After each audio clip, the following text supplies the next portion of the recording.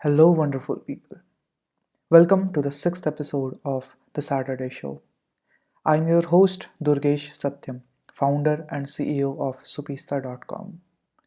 We talk about the strategies and technologies to help you manifest the true potential and capabilities of your business.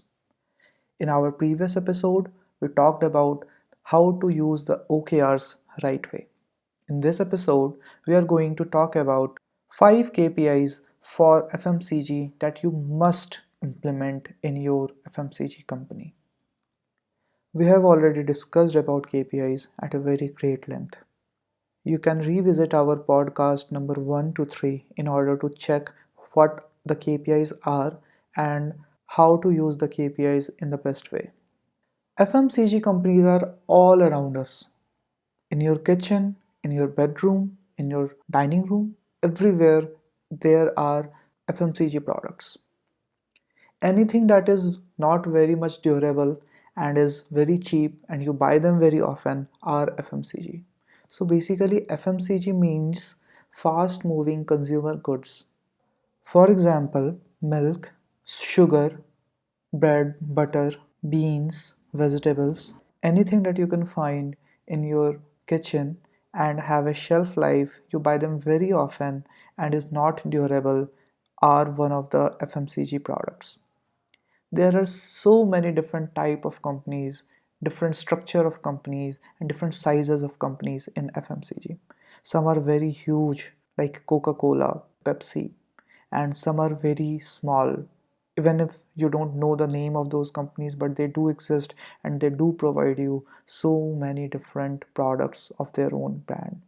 So today we are going to discuss what are the different KPIs that a FMCG company should track in order to grow.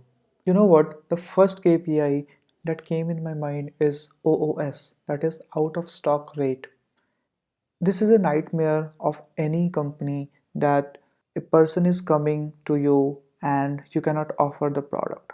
You already have your customer, but there is no product which you are giving. So not only you are losing your loyalty, but you are also losing your branding that this company is not that good, or I really like your product, but I cannot use it again and again because it is not available in the market. So, out of stock rate is one thing that you must take care. It must be lower so that all the products that you want to be delivered in the market should be there. But there is a catch in that. If you always want your products to be available in the market and if your shelf life is very small, then it is possible that you are going to waste a lot of product in the market, right? So that is a trade-off, but you must be deciding what is the maximum out of stock rate that you must be having in order to survive and thrive your company. Now moving on the next one, and the next KPI in line is OTIF, that is delivered in full and on time. It measures the performance of your supply chain. It actually is a percentage of time you are delivering in full and on time to your customers, to your delivery partners, and to your supply chain stakeholders. We should try to make our supply chain more resilient so that we could be delivering faster products to the market. But in order to do so, we must be analyzing the data as much as possible about the supply and demand. There is a very innovative thing that you can actually do in order to improve your supply chain management system. Why don't you use your own data for your own leverage?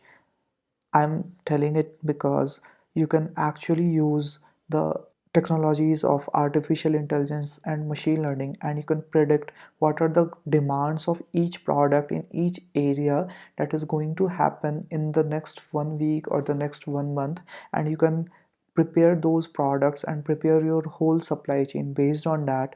And if you can do that, your OTIF will be very high. You will be able to deliver in full to almost all of the supply chains and with very less waste, because you already know what are the different demands that you are going to have in the future.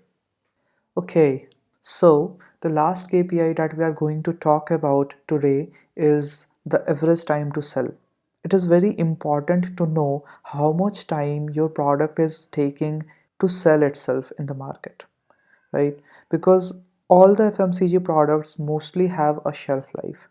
And if you know that your average time is very less or very high, then based on that, you can make the procurements available and you can also handle your inventory very well.